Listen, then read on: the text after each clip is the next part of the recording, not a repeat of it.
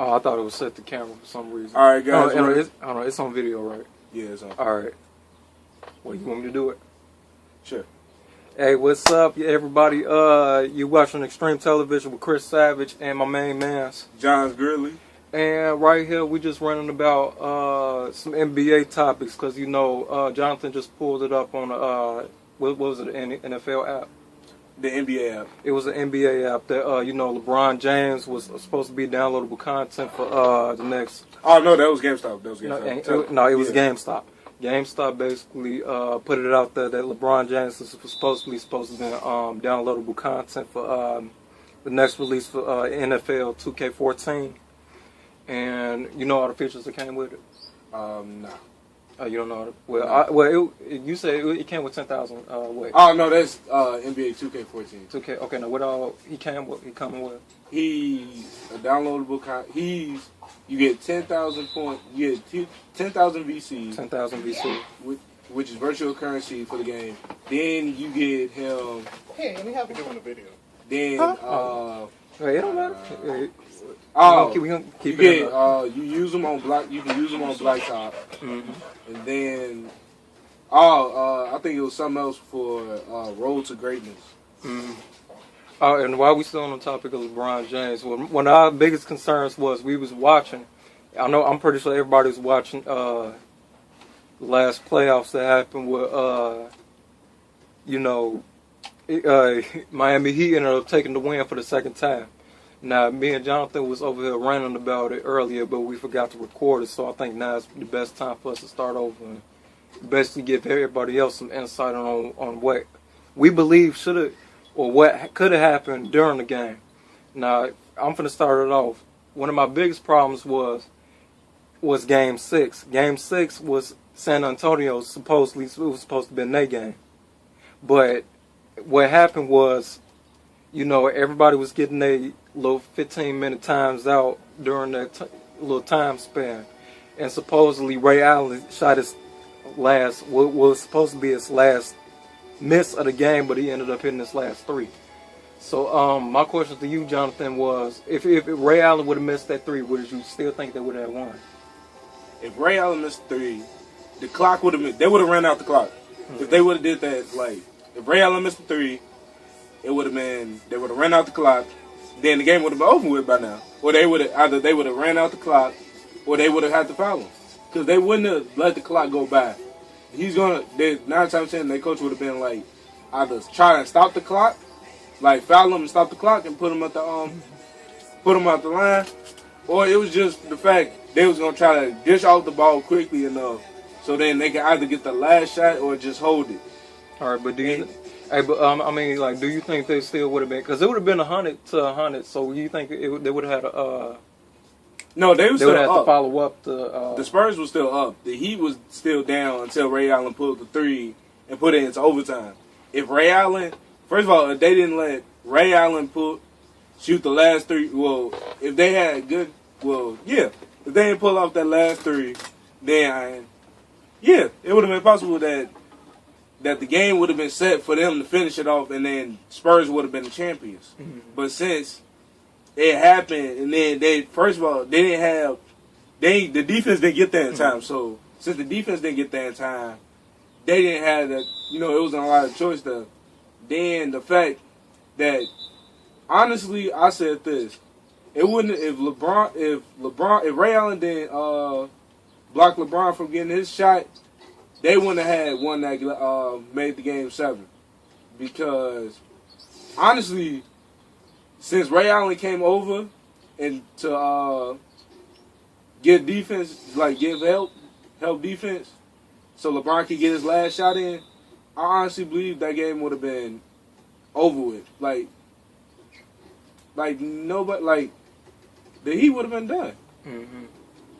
Hey, but I'm looking at it from my perspective. What I was thinking was the whole time was, it went into overtime 2 times.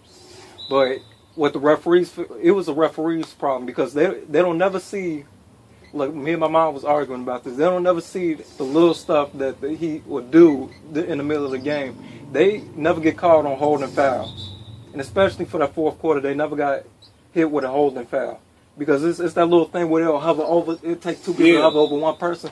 Other than that, if they would have never called the foul on that, Tony Parker would have probably gotten his two free throws, and guaranteed San Antonio would have won off of time. It probably would have been like no less than about 30 seconds if they would have.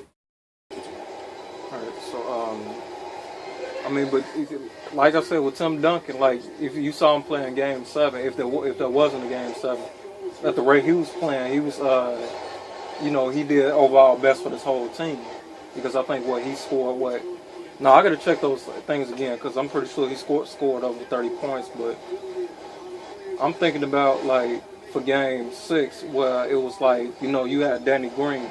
Danny Green he beat Ray Allen's Danny Green playoff score. Huh?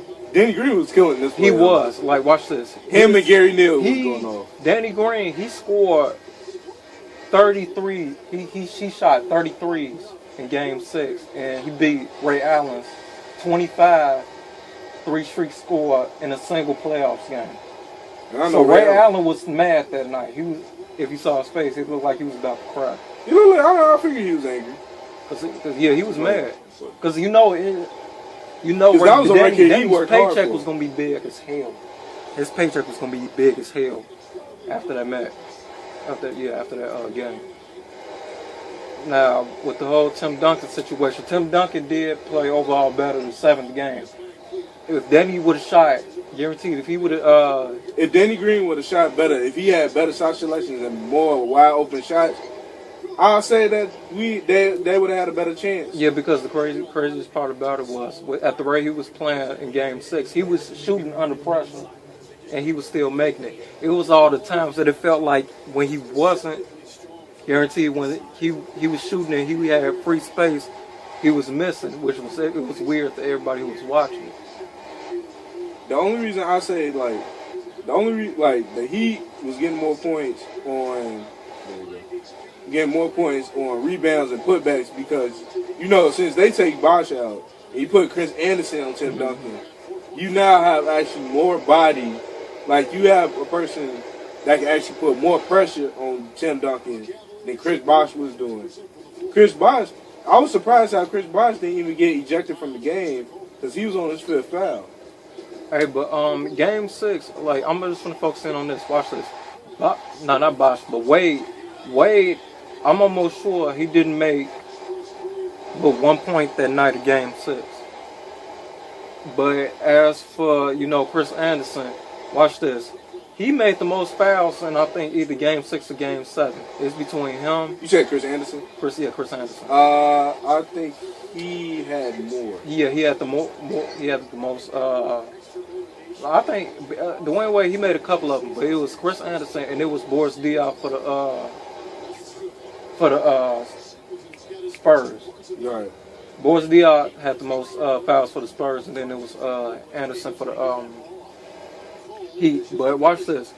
I noticed the Heat always puts down their aces for the 3rd and the 4th quarter because you got.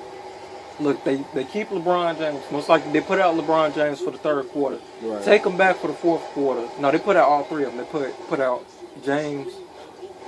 They put out James, Bosh, and Dwayne for the 3rd quarter. 4th quarter they bring them all back, but they also add Mike Miller. They add Anderson. They add Ray Allen. And it's one more player that they always add to their squad. But it's like for them, what the Spurs could have did was they could have kept Leonard. Right. They could have kept Leonard for 4. I think they always do that. They always put him out for 3rd quarter. They could have kept him for third and 4th quarter. Kawhi was doing better. He did a lot better. And I'm surprised at him. Leonard is a good 3-point. He can make threes almost at the same rate Green could have had. But if they would have kept Green, Leonard, Duncan, and Parker, those 4 would have been that squad. They would have counted for the whole team. Low-key, they would. Because look, Duncan would have been on the rebound. Point guard would have been for both Leonard and Green. And then, quick thing to interrupt you. The only thing that pissed me off was Tim Duncan's shot on Game 6 when Chris Anderson stuck defense and actually stopped it. I know. Like- I know what happened. Let me guess. Did he shoot it? It must have rung around anything. He could have. No, Put it in he there was. easily. It was a lean back shot. Like he post up. He was post up. He tried to turn around and push it, shoot it towards the hoop. What it did, and it did. It ringed out. I think it either ringed out or it just popped straight out. Like it hit rim and popped out. So it didn't work.